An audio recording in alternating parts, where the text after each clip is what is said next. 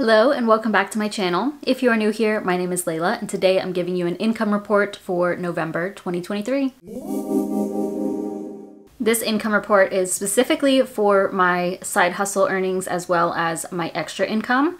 This does not include what I earn from my full-time job. I go over that in my monthly finance updates. I also will share my business expenses. As far as what I do for my side hustles, or what I now like to call my small business, obviously I am on YouTube, but I also have another YouTube channel.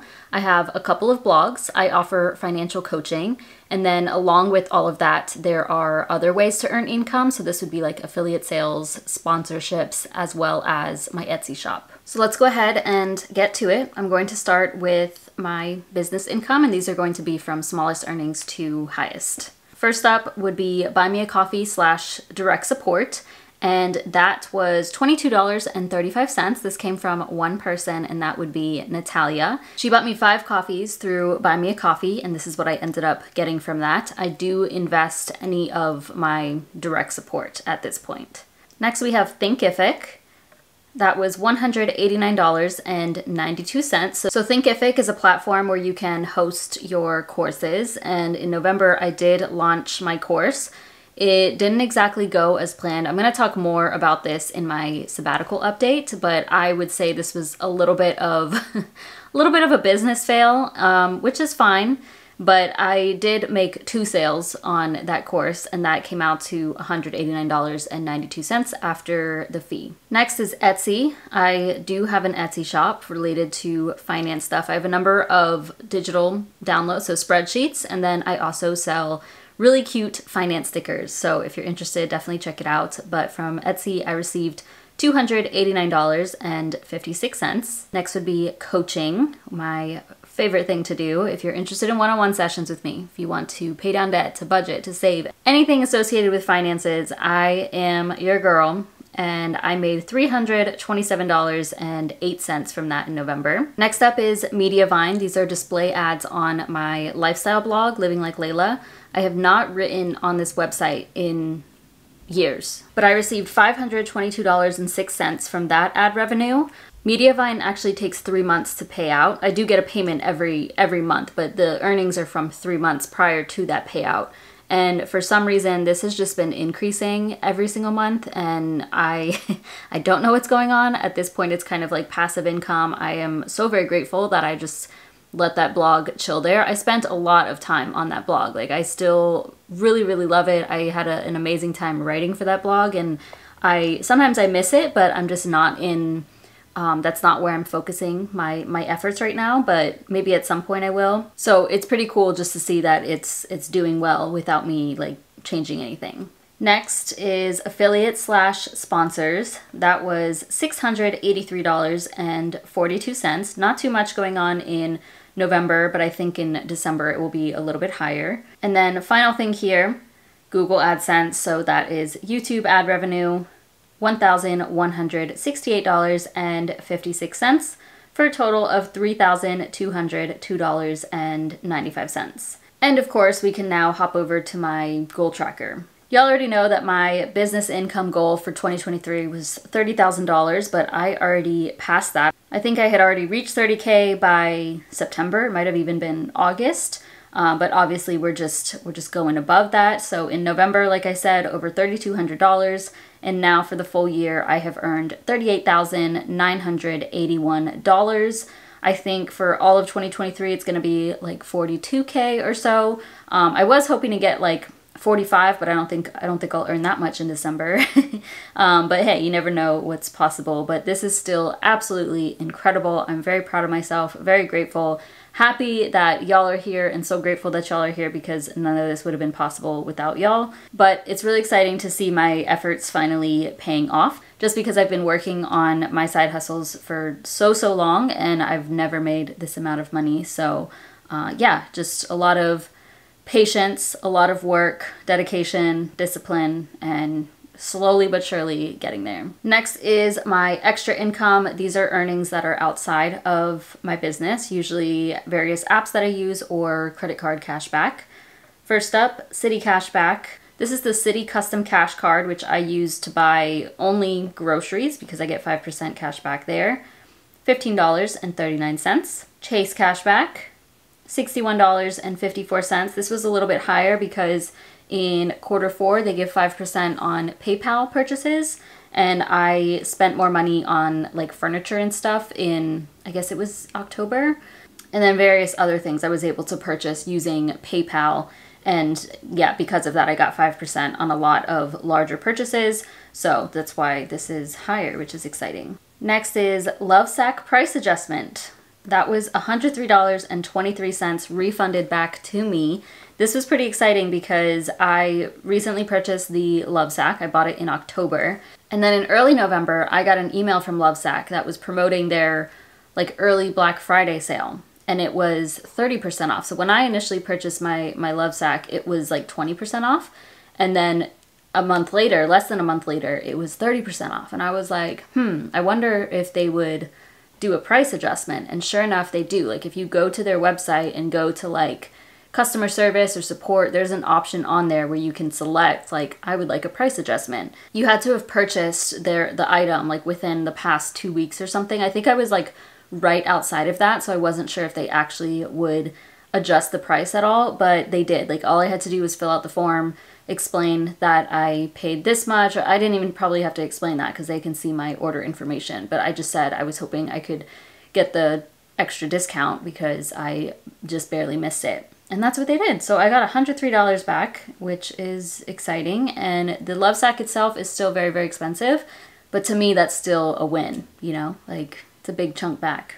Next is Rakuten. So got paid out from Rakuten. This is a cashback browser extension. If I'm doing any sort of online shopping, I make sure to use my browser that has the Rakuten extension, so then I can get cash back for any online shopping that I do. That was $124.82. I will say that the bulk of this came from Rakuten referrals.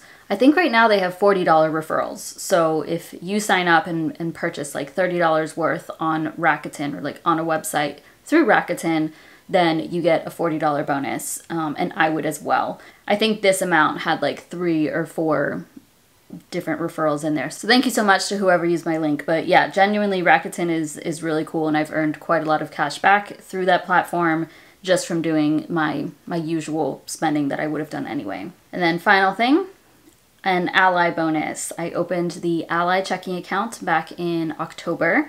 I had to deposit a total of $1,500, direct deposit, $1,500, and within 90 days, I think it was. And I was able to do that within 3 paychecks, so I got my $200 bonus. I don't know if that's still available, but it seems like Ally does bonuses fairly frequently. Like if you just check every month or so, I'm sure you'll find something. What I like about this account too is that I don't have to have a minimum balance. I don't have to have an amount direct deposited here every month. There's no fees basically. And yeah, that's exciting because now I got my bonus and was able to take advantage of that. Altogether, I made $504.98 from extra income, and now we can go to my goal tracker for that one. My extra income goal for the year was $6,000. I never really set this goal, but I was like, oh, hey, let's try 6K. But I definitely exceeded that $6,000 goal a while ago, and we are just going beyond that. So in November, an additional $505 almost, and total year to date is $11,838. Looks like for the year, I'll be just over 12,000 or so, which, yeah, just about double what I set as my goal. All right, final thing to go over, my business expenses, quite a lot in November. First up, envelopes and stamps. Now, because I posted the stickers at the end of October. I think like the last day of October is when I got those up on Etsy. I did buy some shipping materials. Like I bought these rigid mailers, they're called. And I thought I could just put a stamp on those and send them off so that I wouldn't need to have like a poster board. Like I didn't want the stickers to bend in a regular envelope, you know? But then when I went to the post office, they said I could not use those and like just put a stamp on it because it doesn't fit their like sorter or something. So I did end up having to purchase some envelopes. I got some more stamps because obviously to ship those out. and that all came to $15.85. So it's working for now. It's nothing fancy, but I think it's a pretty good system that I have going. Next, Google Workspace. That is $18. I did order another set of stickers. I bought my I Heart Cashback stickers larger. I got them in 3 inches, so I will post those on my Etsy shop, but stay tuned for those. They're larger. So my original, let me just show y'all. So this is the original cashback sticker. You can see it's very tiny. And then I got like a jumbo. You see the difference. So I haven't posted these large ones yet. I don't know if anybody will want them. They are pretty big. I mean, if you compare it, this is a 2-inch one, and then this is 3 inches, but I feel like it's a little bit longer than 3 inches, but that's what it said I was ordering. So that's what I ordered. And I also don't know why I got up to do that, because I could have shown y'all here. You see the big one in the corner and then the little one down here. Anyway, Sticker Meal always has these promotions. So they had a promo going on that was like $19 for a pack of 50.